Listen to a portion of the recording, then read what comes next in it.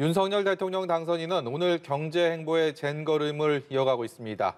인수위 경제분과 업무보고를 시작으로 청년 무역인들과 만남도 가졌는데요. 네, 자세한 소식은 삼청동 인수위 사무실에 나가 있는 취재기자 연결해서 들어보겠습니다.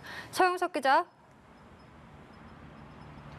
네, 정부 부처별 업무 보고를 받는 것을 마무리한 인수위는 오늘부터 본격적으로 윤석열 당선인에게 분과별 업무 보고를 시작했습니다.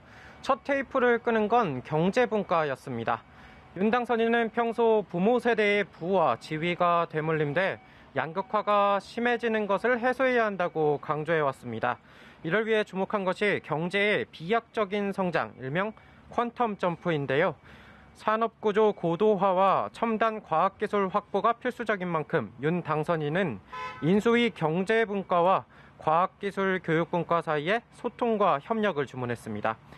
조금 전엔 한국무역협회를 찾아 청년 무역인들과 간담회를 가졌는데요. 윤 당선인은 무역으로 먹고 사는 우리나라 현실을 짚으면서 새 정부는 일자리를 만들어내는 기업 그리고 청년들에게 무한한 기회를 제공하는 정부가 될 것이라고 이야기했습니다.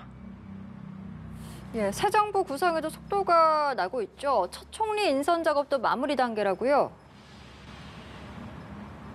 네, 그렇습니다. 새 정부의 첫 총리 인선 발표가 임박했습니다. 인선 기준의 방점은 경제와 안보, 이 국정 운영의 두 축을 총괄할 수 있느냐에 찍혀 있는 것으로 알려졌는데요. 한덕수 전 국무총리가 유력하게 거론되는 가운데 임종용 전 금융위원장 등도 하마평에 오르고 있습니다. 장제원 당선인 비서실장은 총리 후보로 알려진 인사들과 만남을 가졌다고 밝혔습니다. 그러면서 이미 나올 만한 인물들은 언론에 다 나왔다며 조만간 결정이 될 것이라고 이야기했는데요. 다만 윤 당선인은 발표까지 조금 있어야 할 것 같다는 말을 남겼습니다. 총리 인선이 마무리되면 새 정부의 장관 인선도 총리 후보자와 협의를 거쳐 속도를 낼 것으로 전망됩니다. 다른 한편에선 문재인 정부의 임기 말 인사 문제를 두고 또 갈등이 불거졌습니다.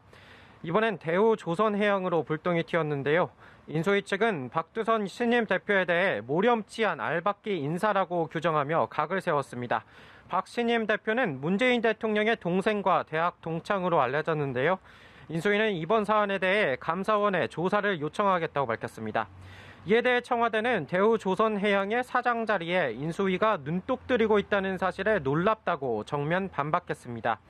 신혜연 청와대 부대변인은 서면 브리핑을 통해 이같이 비판하면서 대우조선해양 사장 자리는 현 정부든 다음 정부든 정부가 눈독을 들일 자리가 아니라고 강조했습니다.